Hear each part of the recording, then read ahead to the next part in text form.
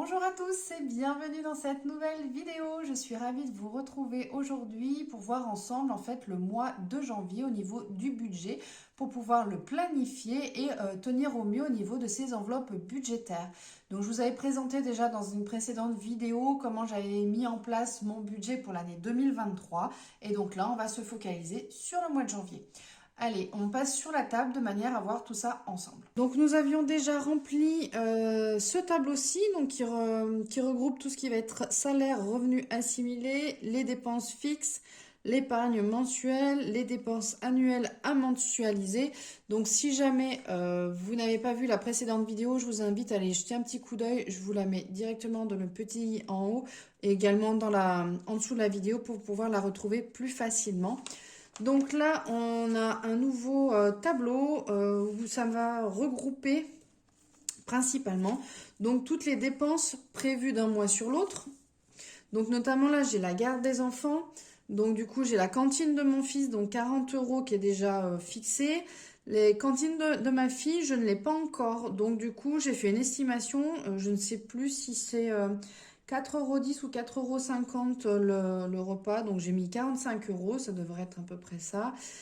Les frais de garde, donc pour les enfants, donc j'en ai un 56 €, c'est à payer pour le mois de janvier. Et pour le mois de décembre, la garderie, je pense que, je sais plus exactement, mais j'ai mis 10 €. Je pense que je dois être un petit peu moins, mais voilà. Ça permet donc d'avoir un montant, de savoir un petit peu ce que je vais sortir en argent.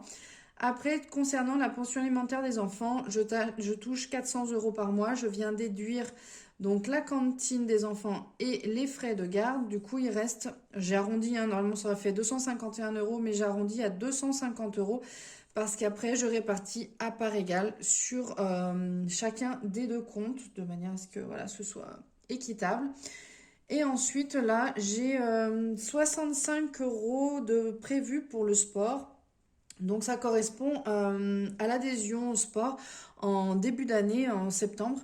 Donc en fait, j'ai celui de ma fille et j'ai le mien. Comme c'est la même prof de sport qui nous fait les cours, du coup, elle fait passer déjà les 3 premiers de ma fille et après, on enchaîne sur les 3 règlements pour moi. Donc du coup, ça nous fait 65 € par mois. Donc ma fille, elle a déjà payé pour...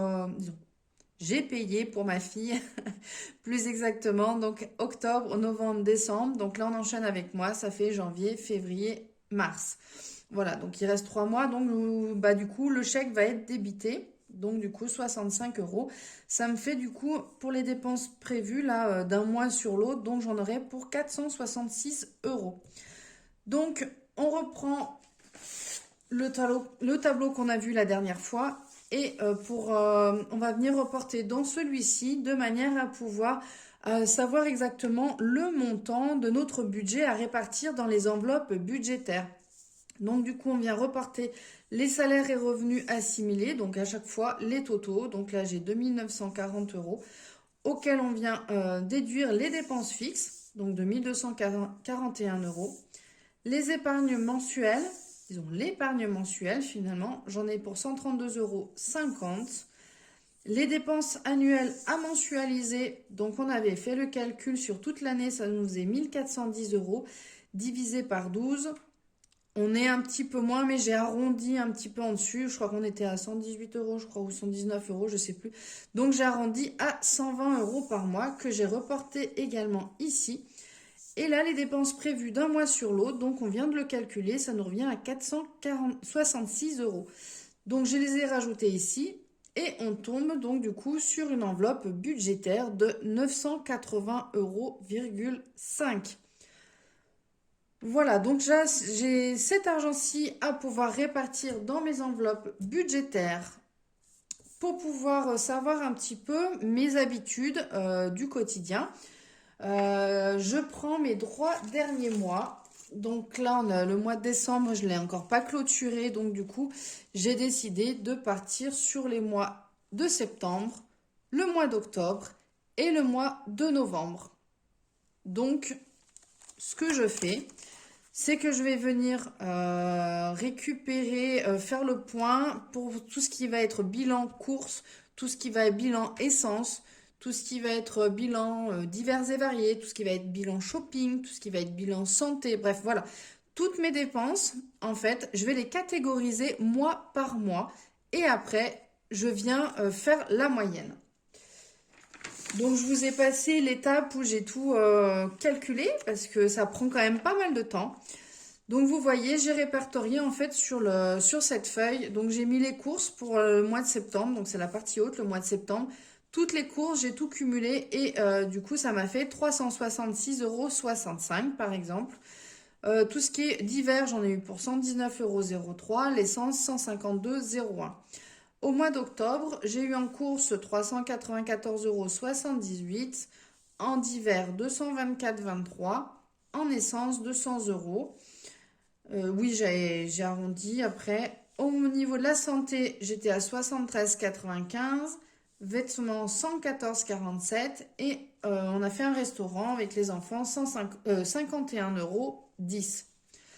Et pour le mois de novembre, donc on a fait en course 330,97 €, divers 150,88 €. Alors là, il y a eu pas mal ici. Et puis au mois d'octobre, on a eu achat un peu tout ce qui était Halloween et Noël. Donc j'ai acheté pas mal de petites choses, notamment tout ce qui concerne la décoration. Et en essence, ici, je suis partie sur une base de 200 €. Alors, il y a quand même une nette augmentation si vous constatez par rapport à septembre, c'est normal. Tout simplement, c'est parce que en septembre, j'étais à 50% et maintenant j'ai repris à 100%.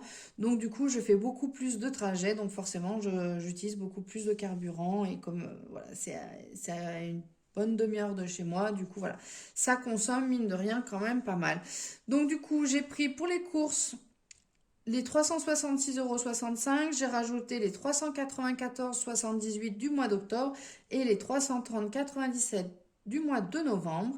Et j'ai cumulé donc les trois et j'ai divisé par 3. Ça me fait une moyenne de 364 € à peu près tous les mois. Donc j'ai décidé de partir tous les mois sur une base de 400 €. Et tout ce qui va être en plus, je vais le basculer directement sur le budget course qui sera mis de côté pour les vacances. Et si jamais, par exemple, il y a une fois, je fais un mois blanc ou quelque chose comme ça, après l'argent, je pourrais par exemple, le basculer pour d'autres choses. Je verrai à ce moment-là comment je vais gérer mon budget pour pouvoir l'ajuster au mieux. Voilà. Donc après, j'ai fait, bon voilà, pour les divers, je suis à 165 €. Donc là, je vais tenter de réduire parce que du coup, disons, ça va se réduire forcément puisque là, dans les prochains mois, il va pas y avoir de grosses dépenses dans tout ce qui est déco, tout ça. Il y a rien de particulier. Donc, hormis Pâques, alors après, il y aura éventuellement pour le carnaval, pour le Mardi Gras, voilà, il y a Pâques qui est loin, après il y a la fête des mères ou les fêtes des grands-mères, voilà, après ça va être des petits achats, ce sera plus dans la catégorie cadeaux, mais du coup, normalement d'hiver, il devrait quand même bien diminuer, je ferai davantage attention. J'ai la catégorie essence, donc je suis partie sur 200 €, les santé, donc ça concerne tout ce qui va être frais annexes du médecin, vu que c'est remboursé pour le moment par la mutuelle et la sécu. Donc là, ça va correspondre principalement à tout ce qui va être ostéopathie, tout ce qui va être médicaments non remboursés ou où il reste des frais à faire en plus. Côté vêtements, je prévois 40 €, sachant que je vais pas y aller tous les mois, mais du coup, je vais mettre de côté. Le restaurant, je pense que le restaurant, je vais peut-être, parce que c'est pareil, hein, ça reste exceptionnel le restaurant, donc je pense que je vais la basculer dans l'onglet divers. Voilà. Donc du coup, j'ai fait mes moyennes et donc du coup, je vais pouvoir tout reporter sur mon tableau. Alors je vais déjà libérer tout ça, on n'en a plus besoin. Une fois que tout ça est fait, ça, j'en ai plus besoin non plus. Donc ensuite, hop, hop, hop. Voilà. Alors ici, on va avoir donc tout ce qui va être enveloppe mensuelle. Donc comme je vous disais, je suis partie sur une base pour les courses de 400 €. Donc je l'aurai en mode carte cadeau. L'essence, j'ai prévu 200 € en carte cadeau, pareil. Tout ce qui va être divers et restaurant, je prévois 120 € par mois. Voilà, alors après à voir, hein, j'ajusterai le budget si besoin est. Si jamais il y a un mois où je dépense pas tout, hein, peu importe, bah, du coup ce sera reporté sur le mois suivant ou on diminuera, on verra en fonction. Tout ce qui est santé, ce sera divers et resto, ce sera carte cadeau et budget virtuel. Santé, ce sera en physique, parce que du coup, voilà, comme ça me permettra de mieux gérer en dépenses physiques. Tout ce qui va être activité, donc avec les enfants, ce sera carte cadeau et virtuel, pardon. Du coup, je prévois 50 €, sachant que voilà, on fait pas forcément souvent d'activités payantes. On va davantage faire des sorties, s'amuser, randonner ou autre.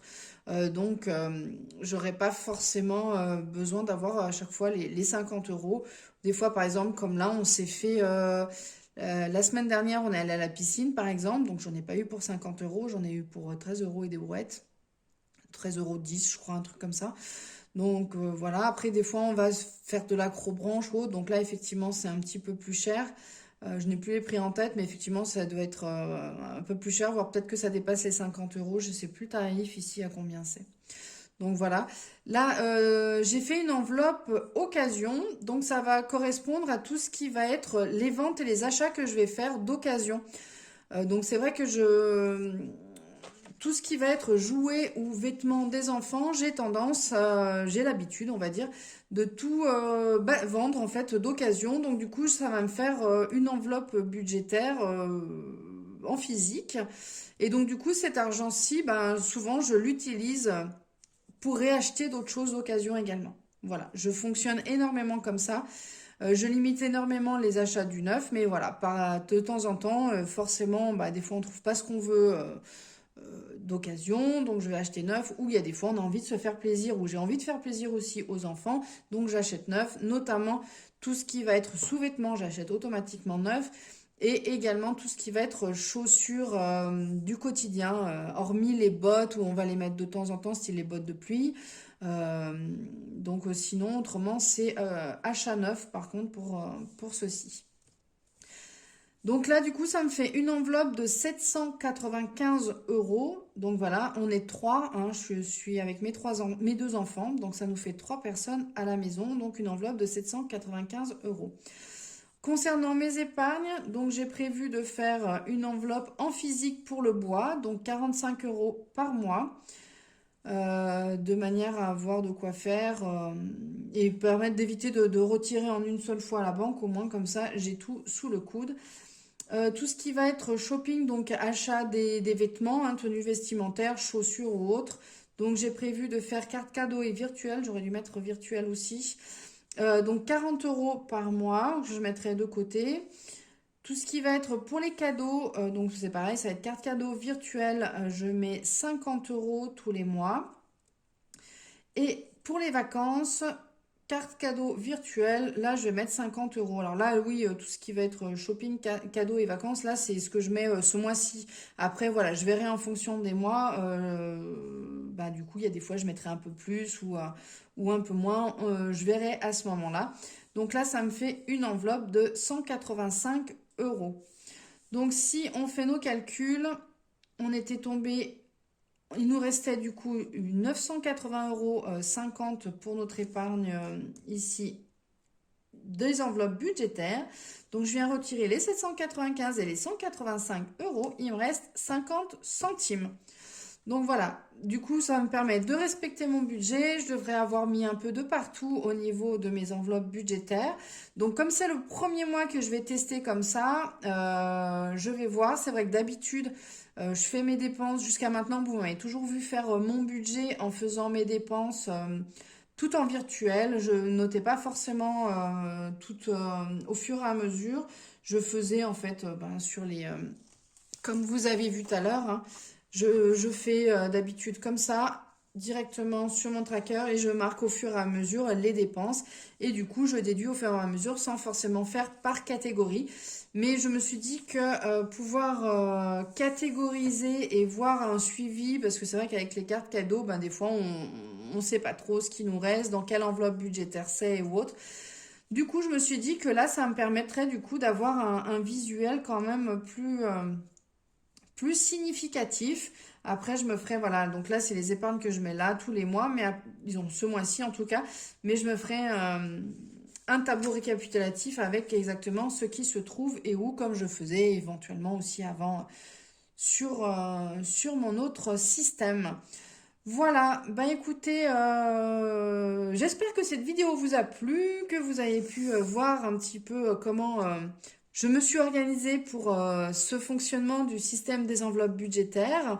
Là, je vais mettre en place tout ce qui va être défi. Donc là, je l'ai masqué parce que ça se trouve dessous. J'ai encore pas tout finalisé. J'ai reçu hier soir la plastifieuse. Donc du coup, je vais finaliser mes petites fiches. Voilà, il me reste encore pas mal de petites choses à faire, les plastifier. Et après, je vous montrerai tout ça et vous expliquerai un peu comment je vais m'organiser. En tout cas, voilà, ça va être un premier jet parce que comme je vous ai expliqué, c'est la première fois que je mets en place ça. D'habitude, j'épargne et basta. Donc là, voilà, j'avais envie de changer. Je me suis voilà dit de me faire lancer le défi et de me challenger. C'est quand même pas mal aussi pour une nouvelle année sous le signe de l'épargne. Voilà, bah écoutez, en tout cas, si vous avez aimé la vidéo, n'hésitez pas à la liker, n'hésitez pas à la partager autour de vous, à me laisser un petit commentaire en dessous, ça me fait toujours plaisir de vous lire. Et n'hésitez pas à vous abonner à ma chaîne si ce n'est pas encore déjà fait. Et moi, je vous dis à très bientôt pour une prochaine vidéo. Ciao, bye bye!